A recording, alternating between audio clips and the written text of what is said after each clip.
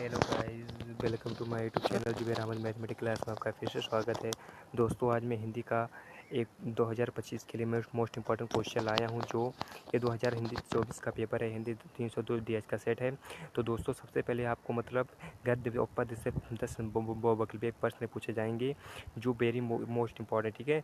Paper में first impression the last impression, आपका first impression आपका सही है तो लास्ट इंप्रेशन आपका मतलब आप एग्जाम अपने आप सही कर देगा। तो इसमें मेरी सफलता किसी विधा की रचना है, इसमें आत्मकथा हो जाएगा, घुमक्कर सत्य लेखक क्या है, राहुल सत्याकृत हो जाएंगे। उसका उपन्यास जयंती के द्वारा लिखित क्या है, सुनीता है। ये आपका मतलब पद्य का आ जाएगा, ये आपका मतलब गद्य का हो जाएगा। उसके बाद पद से 5 मिनट से पूछे जाएंगे ये, ठीक है। और मतलब ये हमारे मोस्ट इंपॉर्टेंट प्रश्न है कि एक ब्रह्म सरोजिनी समिति कविता का रचनाकार कौन है, मतलब सूर्यकांत त्रिपाठी निराला। उसके बाद एक गद्यांश आधारित प्रश्न को उत्तर देना रहेगा, जिसमें आपको पैराग्राफ दिया रहेगा, उसके बाद इसमें आंसर आपको छाड़ के लिखना है। ये आसान होता है, अगर जो बच्चों अगर पढ़ के थोड़ा भी जाएंगे तो उसको बनाकर लिख लेंगे, ये आसान होता है। उसके बाद पद से हम आपको मतलब एक आ जाएगा, पद से कवि मतलब कविता दे देगा, उसका मतलब संदर्भ लिखना है, व्याकरण लिखना है, और उसके बाद पूरा उसका अनुवाद कर देना है। यही ठिकाना, इसको आपको 10 नंबर देगा, ठीक है। अथवा के 2 रहेगा, एक ही आपको करना रहेगा। उसके बाद आपको एक जीवन परिचय लिखना है, चाहे वासुदेव सर अग्रवाल को याद कीजिए, चाहे एपीजे अब्दुल कलाम को याद कीजिए। उसके बाद ये गद्य का है, ये पद का है। पद में आपको दे देगा कि पैतृक चंद्रगुप्त, सुमित्रानंद और जयशंकर प्रसाद। मैं आपको ये सलाह दूंगा, तो आप जयशंकर प्रसाद, मैत्रेय चंद्रगुप्त और पंत्र का याद कीजिए।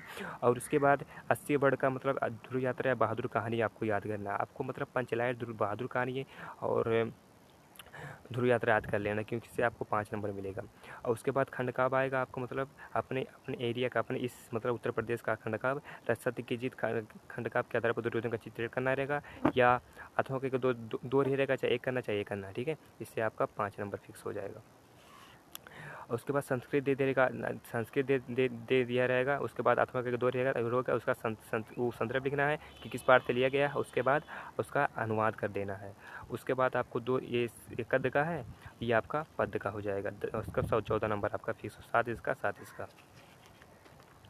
उसके बाद आपको मुहावरा आ जाएगा कि अर्थ लिखिए, किसी एक करना रहेगा, मुहावरा अर्थ या वाक्य में प्रयोग कीजिए। उसके बाद आपत्ति गद्यांश में अभी जल्दी ही लॉन्च हुआ है कि 5 नंबर आपको फिक्स में, मतलब 3 प्रश्न पूछेगा, इसे मेहर का आपको लिखना है। और ये सब आपका बहुविकल्पीय प्रश्न रहेगा कि अनिष्ट माने क्या होता है, मात्र माने क्या होता है। मैं शब्द के एक 2 अर्थ लिखिए, मतलब एक ही वर्ड का 2 अर्थ लिखाना रहेगा। जो कम बोलता हो मितभाषी हो जाएगा, जो बूढ़ा ना हो इसका अजर हो जाएगा। उसके बाद आपको मतलब ये ग्रामर को आपको याद करना है, जिससे आपको मतलब 6 नंबर मिलेंगे। उसके बाद आपको बैंक पर एक पत्र याद कर लेना है कि बैंक प्रबंधक को शिष्य प्रारंभ आवेदन पत्र, या वो का नाम है नगर मोहल्ले की सफाई हेतु आवेदन पत्र याद कर देना है। उसके बाद आपको एक निबंध याद करना है, 9 नंबर आपको मिलेंगे, जिसके पर्यावरण संरक्षण पर आपको याद कर लेना है, विद्यार्थी के अनुशासन पर याद कर लेना है, या पर्यावरण संरक्षण पे आपको याद कर लेना है। अगर आपने इस वीडियो को अगर अच्छा माना या इससे आपको कुछ समझ में आया तो लाइक एंड सब्सक्राइब कीजिए। Thank for watching.